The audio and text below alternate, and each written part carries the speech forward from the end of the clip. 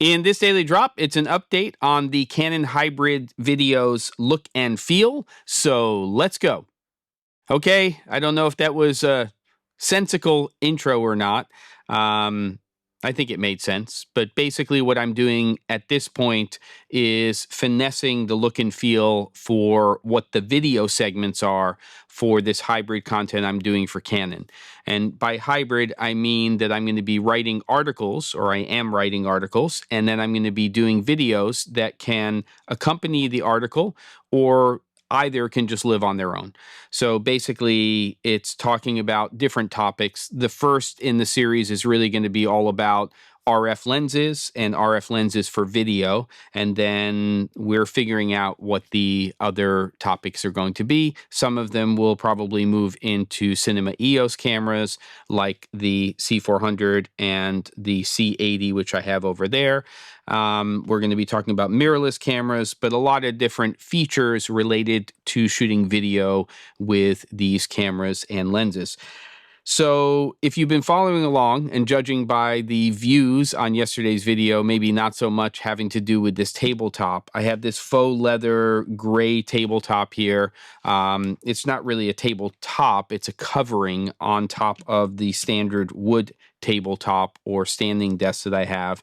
And in yesterday's episode, I talked about how to get the wrinkles, the creases from when it was shipped out of this. That's been done. Took about a half an hour, combination of a steamer and a hairdryer, and I'm happy with the result of that. And what you're looking at right now is a camera.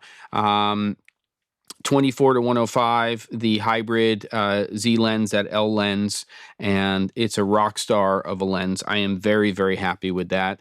And then in tomorrow's episode, I'll probably show you what B camera's going to look like with the 70-200. I don't have that fully set up, so I can switch to it right now, but I will.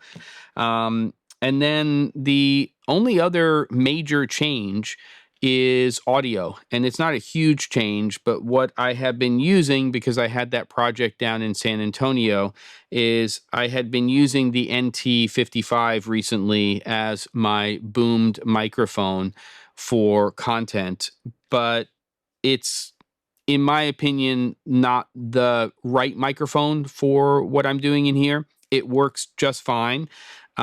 This has removable capsules, and on the NT55 right now is a cardioid capsule, which has a pretty wide pickup pattern, relatively unnecessary in a space like this.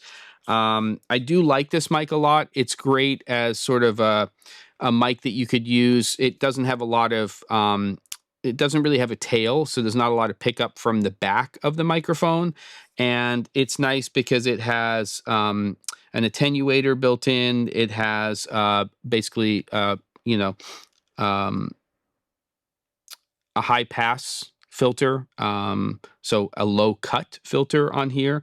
That's part of it. And you can also change the capsule. You could put an Omni on here, which is pretty cool. They do sell the NT55 as a pair, but my opinion is that's primarily being used for things like music applications and stuff like that.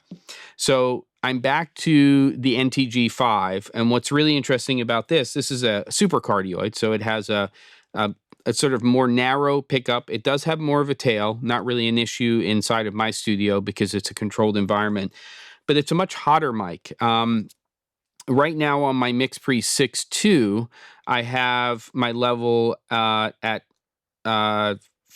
45, whereas with this, the NT55, 53. So this is considerably hotter. To get similar levels, about 8 dB less on the recording device.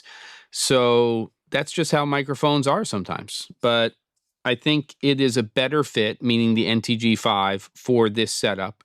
And this is just sort of an update in terms of where I am with this. This is about as wide as I will probably get, but there are going to be times when I'm going to have more than one camera body and more than one lens on the table.